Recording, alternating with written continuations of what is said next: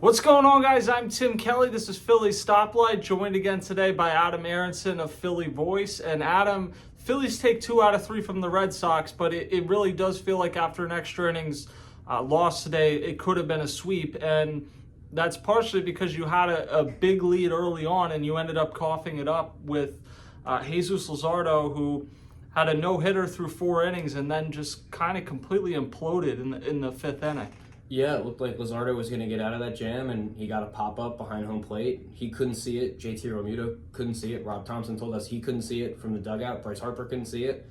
Drops in foul territory. The inning continues, and Luzardo walked in 2 runs and then gave up a grand slam, and he just seems to keep running into these massive blow-up innings that turn these games for the worse. Yeah, and I think at this point, as much as I am still a guy that says if you take out 3 or 4 outings, he's been great, there's been enough of these concerning outings that I don't think you can just write them off anymore.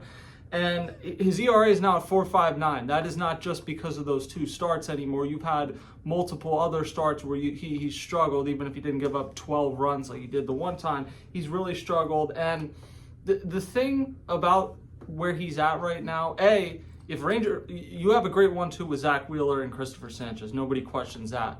You need Ranger Suarez, though, to have a much better second half than he had last year, and certainly than his first start of the second half would lead you to believe he's going to have, because you're not really sure what you're getting at Jesús Luzardo moving forward. Yeah, and I think we were going to talk about potentially him playing out of the bullpen in October, and that sounds great, and there's no question he has the stuff to do it, but right now his biggest issue is pitching out of the stretch, yeah. And so if that doesn't change, if he can't throw strikes out of the stretch, you're not going to be able to bring him into a dirty inning. He has to get a clean inning, and if he puts a runner on base, you're going to have to get someone up for him immediately. This is something that is going to have to get fixed no matter what Luzardo's role is in October. And, of course, the Phillies have to get there, and they have a division that they're trying to win. They just moved into second place, losing tonight, and the Mets winning. This is a really important thing for them and Luzardo to figure out, and this has been an ongoing thing for, 4-6 weeks of him struggling to throw strikes out of the stretch. And it's just pretty jarring considering how dominant he was his first, 11 or 12 starts before those 2 blow-ups. But you're right, certainly he's had more dominant starts and more quality starts than you would expect for someone with a 4.59 ERA. But there's no denying that he's clearly more prone to these sort of blow-ups that inflate the ERA, and maybe it looks worse than he actually is a pitcher, but it's part of it. I mean, he's got to avoid these massive blow-ups where the game and the inning just completely unravels. Yeah, and one of the issues I've had with this strategy, one of the guys from the rotation will eventually go to the bullpen, is almost by definition, whoever you're shifting to the bullpen is going to be somebody that hasn't pitched particularly well in the second half, or else you'd be using them as one of your 3 starters. The alternative, or maybe the worst case scenario, is that neither Suarez or Luzardo is pitching well, and you're really in a bind because then you need a number 3 starter, and all of a sudden you're really relying on Aaron Nola. For a lot of this season, it's felt like, well, if Aaron Nola comes back and makes an impact, that's a bonus, but you can move forward without him. And the way Luzardo's pitch, and I don't want to make too much out of what Ranger Suarez did in his first outing after the All-Star break, but I think based off of how last season went and just some general durability questions, it's fair to have some level of concern about the starting rotation. I think unquestionably you have the best 1-2 punch in baseball right now. In my opinion, Zach Wheeler and Christopher Sanchez are both going to be top 5 finishers in Cy Young voting. But you do start to have some questions about the number 3 starter in this rotation now, and it's just not a position you're going to upgrade or make a trade. This is one that's unquestionably going to have to come internally. Maybe it's one of those 2 guys, Suarez or Luzardo. Maybe Aaron Nola comes back. Maybe Andrew Painter or Mick Abel makes an impact. I don't know. But this is one with all the other needs and resources you're going to have to devote to both the bullpen and potentially into the lineup as well. You're not going to make a trade for a starting pitcher. So you need to figure this one out. And it's concerning because Jesús Luzardo has pitched way more innings than he did a year ago. His stuff still seems good, but he has just run into some rough outings lately. On a more positive note, Bryce Harper did hit his 350th career home run this evening. It came right after Kyle Schwarber hit a 2-run home run, literally the pitch after. And Bryce Harper has been on a tear during this homestand. 4 home runs, I believe. Kyle Schwarber, of course, has been on a tear pretty much this entire season. Had a grand slam Saturday that was one of the more electric moments of this season. And it got me to thinking, both of them are 32 years old. Schwarber is currently in a bit of a hole compared to Harper, in the sense that Harper's got 350 career home runs, Schwarber's got 318. But in recent years, Schwarber has stayed healthier, and Schwarber's hit home runs at a much higher clip. Is there a chance that when it's all said and done, Kyle Schwarber ends up hitting more career home runs than Bryce Harper? There's probably a chance. First of all, the durability factor that you mentioned is important. Not only has Harper had a litany of injuries in recent years, but Schwarber has been notably pretty healthy. And yeah, I mean, even if Harper is back to being a 30-ish home run guy, Schwarber is considerably above that. And I mean, he's well over 30 right now, and we're still in July. Obviously, he's in a hole. If I had to guess who will end up with more, I would probably lean Harper, just because he has the advantage right now. But I don't think it's out of the question that Schwarber catches him, which is almost unfathomable to imagine just a handful of years ago, considering where they both were in their careers. That could even become a conversation is pretty remarkable, and a testament to the just crazy run of home run hitting that Schwarber's been on since he got here. Yeah, and I remember a couple years ago in Arizona in the NLCS, and Kyle Schwarber, he had the knee issue, and you could really tell it was hampering him. He still hit 47 home runs that season, but he really was struggling to move when he was not playing in games. And I really wondered at that point, like, is the second half of this contract going to get kind of disappointing just because his body fails him? It's been the opposite. He's slimmer now. Obviously, DHing as opposed to playing the outfield has taken much less of a toll on his body. But he's going to hit 50 home runs this year. One guy's hit 50 home runs in Phillies history, Ryan Howard, in a season. And I think Kyle Schwarber's not going to get to 58 that Howard did in 2006. But if you told me he's at 52 or 53, I wouldn't be remotely surprised. And I remember when Schwarber hit his 200th home run, he did that as a Philly, saying, I wouldn't be shocked if this guy, or 250th home run, I wouldn't be shocked if this guy gets close to 500 and we have an interesting kind of Hall of Fame test of, does everyone that gets in the 500 home run club get into the Hall of Fame? And guys telling me, oh, there's no way he's not going to get there.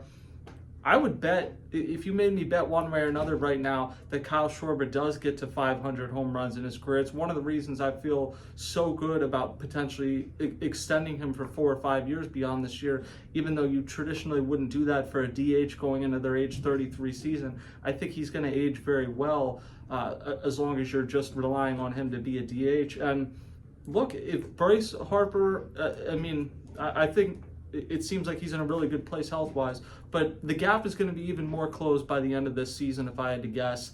And as much as there were some concerns about Kyle Schwarber health-wise when he signed with the Phillies, but since he's been here, he's been a guy that plays every single game. Obviously, not playing in the field much helps you in that regard, but he's making an impact every single game. And I think, if I had to guess, I think Kyle Schwarber might end up with more home runs than Bryce Harper. Doesn't mean he's a better player than Bryce Harper. I don't think anyone's kind of debating that, but like you said, it's just a testament to what Kyle Schwarber has done, and it's not quite Ryan Howard at his peak. I don't think we'll ever see something like that power-wise from a Philly again, but it's the closest I've seen to it. And he did this in senses home run-wise his first 2 years with the Phillies, but what he's done this season, where he's kind of taken, last year he became a better overall hitter, he's continued doing that this year, and he's hitting home runs at a clip like he did the first 2 years with the Phillies. Yeah, and what's remarkable is how many of the home runs feel so timely. Like, it feels like every time the Phillies get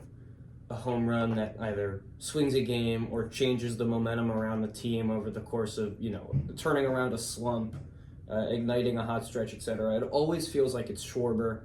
That grand slam the other day, another example. Even tonight they lose, but he tied the game in the 10th inning with a rocket base hit to right field. He's just, everyone knows how clutch Schwarber is, and Harper has obviously authored so many memorable clutch hits too. But it just feels like Schwarber has just such an unbelievable sense for the moment, and of course everyone saw that in Atlanta in the All-Star game with the swing off.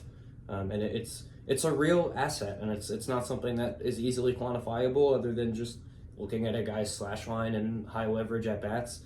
But I think anyone who roots for the Phillies would probably say that they're the most comfortable when Schwarber is up in a big spot. Yeah, and I remember really this whole era of the Phillies has really gotten going by Kyle Schwarber leadoff home runs, and I don't want to relitigate the leadoff, but Game 2 of a doubleheader in Washington where they looked abysmal in the first half in September of 2022, Schwarber leads off with a home run. Game 160 that year where they're going into Houston with a chance to clinch a playoff spot for the first time in 10 years, Schwarber hits a home run off the Crawford boxes or whatever that area is in left center field there.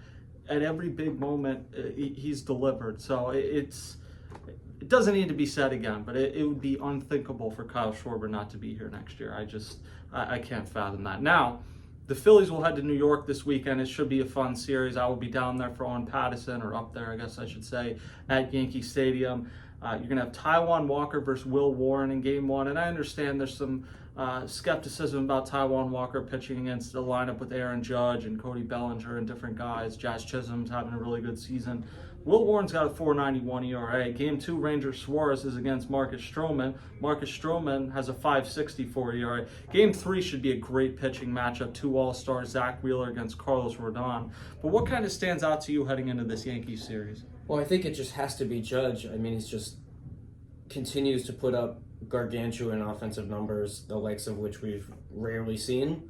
And I think you just have to sort of view facing the Yankees through the lens of, like, how do we avoid Judge torching us and then figure out the rest later. But like you just said, they have a lot of good hitters. Bellinger's had an awesome bounce back year. Jazz Chisholm is one of the more consistent, infield hitters in the league. They've got a lot of bats. It's not like you can just intentionally walk Judge every time and avoid damage, because they have other guys that will make you pay in front of him and behind him. They've played a lot of sloppy baseball recently. I think tonight they had another sloppy game that they lost with a bunch of errors. Certainly not a perfect team, but a lot of talent there. Phillies definitely have 2 clearly advantageous pitching matchups, even though Rodon is an all-star in his own right. Wheeler's just on a different level. I think it'll be an interesting series. I think, of course, it starts with Judge because he's the best offensive player in baseball. But you can't just worry about him, and that's the problem they pose, is that you can lock in on one guy and someone else will beat you. Yeah, I just think seeing Aaron Judge play is one of those things you should cherish every moment of if you're a baseball fan, because I don't know that he's never going to have like the career numbers of Albert Pujols or Miguel Cabrera, because he didn't start at age 20 or 19 like those guys, and he had some injuries. But what he's done over this 4-year stretch to me is probably as good of a stretch as a right-handed hitter has ever had in baseball history. And as great as Cal Raleigh's season has been for the Mariners, to me, I don't even think it's that close to Aaron Judge. If the season ended today, which of course it doesn't, but if the season ended today, Aaron Judge would be the AL MVP. He leads baseball in pretty much every single offensive category. I don't think he leads in homers, but he's got 36 homers, so it's not like he's struggling in that regard. And for a guy that didn't make his really become a regular until he was like 25 years old, had a bunch of injuries in his mid to late 20s, he's going to hit 500 home runs with ease. It's just generational is so overused and it drives me insane, but there's no other way to look at Aaron Judge other than a generational player. Even in an era where there's a lot of Hall of Fame level players, Aaron Judge sticks above them all pretty much except Ohtani. Yeah, I mean, he's slashing this year 345, 453, 717. It's completely absurd. It's like mind-blowing. His career OPS is 1025. What he has managed to do over especially like you said, this last 4-year period is almost unfathomable. It's a pleasure to be watching baseball at a time where he's playing, and there are a few other players like Ohtani that you can say that about these days, but yeah, I mean, watching him hit is breathtaking.